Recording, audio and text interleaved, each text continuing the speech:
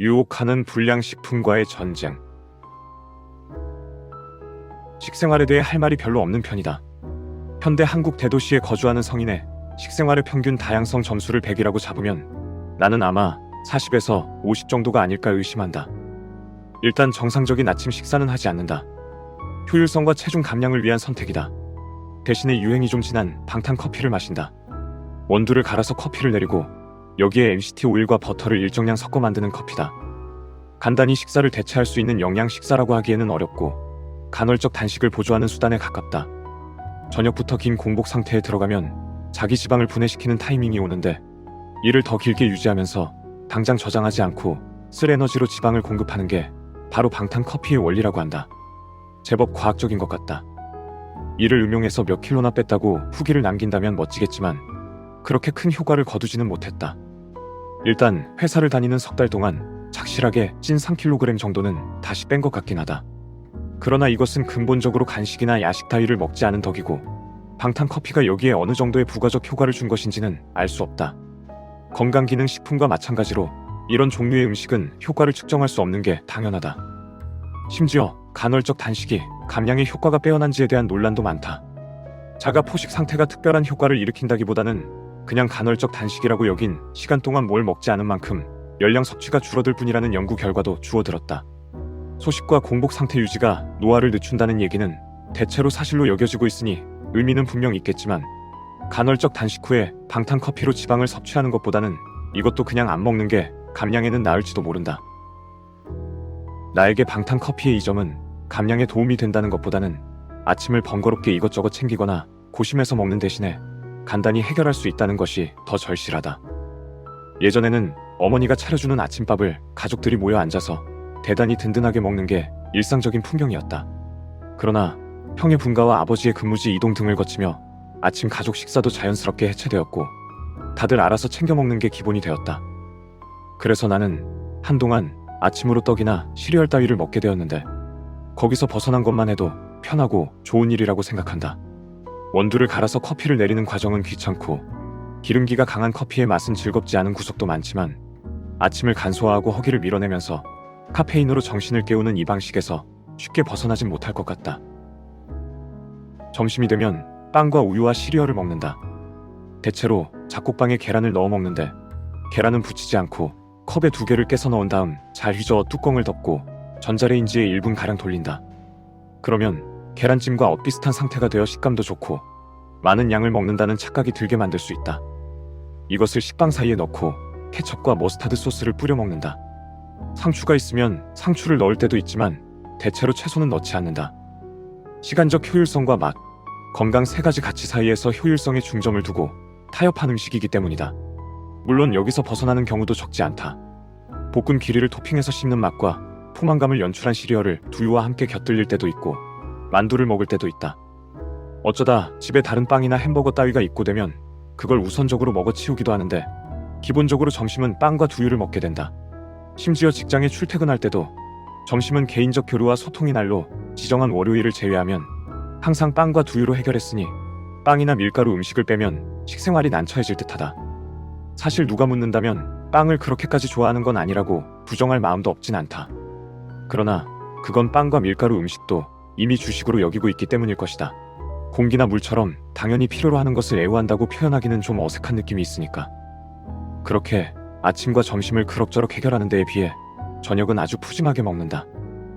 어머니가 차린 밥을 식구들이 모두 모여 먹기 때문이다.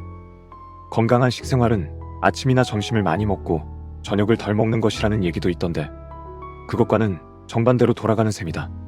하지만 모두의 패턴이 뿔뿔이 흩어진 이제 아침을 잘 먹고 점심 저녁을 대충 해결하기란 불가능하고 그렇다고 저녁까지 각자 해결하자고 하는 것은 좀 이상하다.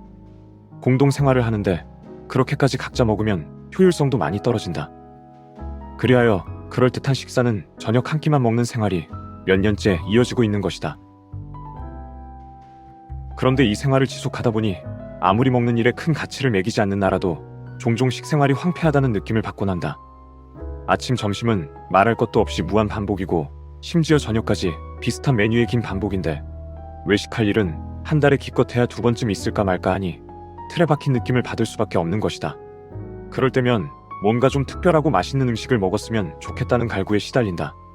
식욕은 식욕인데 일반적으로 말하는 식욕, 즉 맛있는 음식을 개걸스럽게 잔뜩 먹어치우게 하는 욕구가 아니라 새로운 경험과 쾌락에 대한 갈구가 식생활 방면으로 터져나오는 듯하다. 특히 스트레스가 심하거나 피곤하면 이런 느낌에 심하게 시달린다. 그리하여 견디기 힘들어질 때마다 군것질 거리를 파는 가게 근처를 그냥 지나지 못하고 들어가서 뭐든 하나쯤 집어들게 된다. 과자일 때도 있고 술일 때도 있으며 당연히 양쪽 모두일 때도 종종 있다. 과자로는 식감이 강한 것을 선호하는 편이다. 그래서 옛날에는 가격에 비해 양이 많은 편인 새우깡을 자주 먹었는데 요즘에는 오징어 땅콩을 먹을 때가 많았고 가끔은 별뽀빠이를 먹기도 했다. 셋 중에선 오징어 땅콩의 만족도가 근소하게 높은 것 같다. 그러나 이건 너무나 고급 과자라서 포기했고 별뽀빠이도 너무 빨리 술술 들이켜듯이 먹게 되어 자제하게 되었으며 새우깡은 짠맛이 걱정스러워서 먹지 않는다. 대신에 식감이 좋기로 유명한 꼬북칩을 집을 때가 많아졌다. 이런 추세라면 아마 조만간 생배처럼 딱딱한 과자만 먹지 않을까? 스트레스의 강도에 따라 입으로 깨어 부수고 싶어지는 과자의 단단함도 더 강해지는 것은 아닐까 싶기도 하고. 술을 마시는 날도 좀 늘었다. 엄밀히 말하면 음주는 하루 동안 먹은 식사의 종류나 만족도와 큰 관련은 없는 것 같다. 그저 그런 메뉴로 때웠다고 밤에 술을 마시고 싶어지진 않는다. 오히려 저녁에 술과 어울리는 맛있는 음식을 술없이 먹으면 이후에 술 생각이 강해진다. 그리고 너무나 당연하게도 과자를 집을 때도 여차하면 술까지 사게 되곤 한다. 주종은 맥주를 선호하는 시기가 상당히 길었다. 대학교에서 친구들과 마실 때는 흥청망청 대중 없이 마셨고 가족끼리 마실 때는 캔맥주를 500ml에서 700ml 정도 마셨다. 그러다 혼자 마시기 시작한 뒤로는 대체로 1리터 이상을 마시게 되었다. 혼자서 마실 때는 배가 차는 안주를 덜 먹게 된 탓이리라. 게다가 체중이 늘어 혈중 알코올 농도가 높아질 때까지 필요한 알코올의 양이 늘어나기도 했을 것이다. 그러다 코로나 유행 이후 우울감이 심해지면서 혼술을 아예 끊게 되었는데 근래에 들어 놀러 다닐 때마다 마신 위스키가 참 맛있다 싶어서 독주만 골라 마시는 습관이 생기고 말았다. 심지어 피곤할 때 알코올을 들이부어 일시적 신경마비로 인해 느껴지는 안락감을 즐기는 지경까지도 갔으니 어떻게 봐도 건강한 생활 습관은 아닐 뿐더러 고생해서 뺀 살이 고스란히 돌아오기 시작한 게 끔찍해서 다시 끊게 되었다. 집에 있는 독주가 바닥나기도 했고 그리하여 다시 밋밋한 식생활로 돌아오지 않을 수가 없었는데 원래부터 이렇게 살았고 그 기간도 짧지 않은 터라 아쉬움에 어쩔 줄 모를 지경은 아니다. 대체로 큰 문제 없이 지내는 편이다. 허기지거나 뭘 씹어먹고 싶어서 견딜 수 없을 때에는 초콜릿 함량이 높아서 쓴맛이 나는 초콜릿을 몇 알 집어먹는다. 이런 초콜릿은 당 수치를 느리게 변화시킨다는데 그게 사실인지 감량에 심한 악영향을 끼치진 않는 것 같다. 한편으로 술을 마시고 싶을 때는 차를 끓여 마시곤 한다. 따뜻한 차의 온도와 향이 맛있는 음료를 갈구하는 심리를 약간이나마 달래주는 것 같기도 하다. 그러나 아무래도 목을 자극하며 내려가는 시원한 술의 그 맛만큼은 어쩔 수가 없어서 요즘은 닥터페퍼 제로를 사서 마시곤 한다. 어째서 닥터페퍼인가 하면 고유의 독특한 향 때문에 평소에 배달음식이나 식당 음료로 접할 일이 전혀 없기 때문이다. 요컨대 좀처럼 접하기 힘든 특수성으로 나를 잘 대접한다는 느낌을 연출하는 셈인데 얼음으로 아주 차게 식혀 마시자면 확실히 이 정도면 그럭저럭 됐다는 느낌이 들긴 한다. 아마 이것도 익숙해지면 약발이 듣지 않을 테지만 요즘은 저칼로리 탄산 음료가 쏟아지는 중이니 이것저것 시도하면 오래 버틸 수 있지 않을까 싶다. 하지만 그렇다고 해서 닥터페퍼 같은 탄산 음료를 매일매일 꿀떡꿀떡 마시고 살 수도 없는 노릇이다. 설탕이 안 들어간다고 해서 건강에 좋을 턱도 없고 돈도 돈이며 쓰레기도 적잖이 나온다. 그러니 슬슬 콤부차나 자스민 차를 마시는 것만으로 만족할 수 있도록 뇌를 뜯어 고쳐야 할 것 같은데 어째 아무리 생각해도 가능할 것 같지 않다.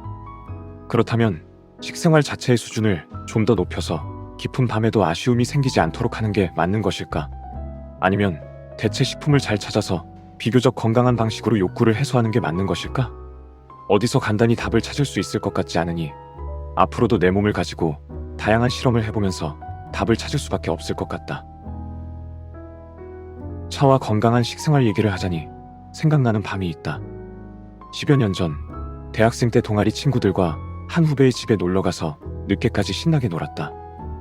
그때 우리는 아주 건전하기 짝이 없게도 술 한 방울 마시지 않았다. 대신에 낮에는 콜라를 먹고 밤에는 차를 마셨다. 철관음을 고급 닭이 세트와 원목 테이블을 이용해서 끓였는데 그때의 정경과 맛이 지금도 생생히 떠오른다. 모든 게 아름답고 즐거운 순간이었고 알코올 따위가 끼어들 자리는 전혀 존재하지 않았다. 피자를 먹을 때는 어쩔 수 없이 맥주 생각이 나긴 했지만 밤에 차를 마시고 놀 때는 모든 게 완성적이어서 그런 사특한 물질은 일절 필요 없었다. 그 순간을 떠올려보면 내게 필요한 것은 사실 맛있는 음식이나 전두엽을 마비시키는 알코올 혹은 시원한 탄산 음료가 아니라 지극히 평범한 행복의 시간이 아닌가 싶기도 하다.